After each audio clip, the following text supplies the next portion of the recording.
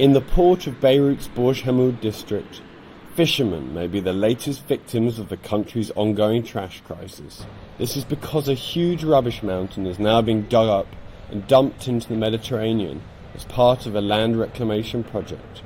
Fishermen say the lack of a protective seawall means the rubbish is being dragged out by the tide, threatening their livelihoods by destroying fish breeding grounds and polluting the sea. There are no fish, and what are the reasons? This is the first year like this. From when they began the work, things started to get worse. Prior to that, no, it wasn't like that. The seasons used to be good. We live off the sea. We haven't got another source of income. Their plight tells a bigger story. In 2015, huge protests erupted over the masses of garbage left on Beirut streets. Protesters blamed the trash crisis on political corruption.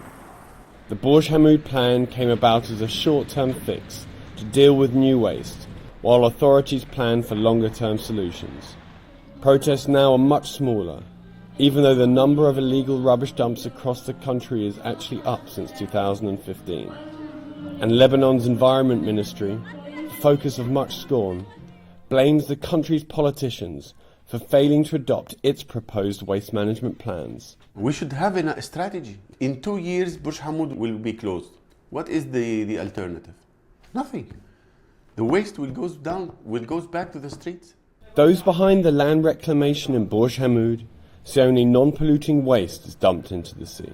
But fishermen have video evidence of what they say are dangerous pollutants, noting that the size of their catches have shrunk dramatically. Evidence of dumping elsewhere along Lebanon's stretch of the Mediterranean is also easy to find. And with the European Union pumping millions of euros into Lebanon for waste management, some activists say European countries have a direct interest in ensuring their money is well spent. Why the embassies, why the European Commission is silent?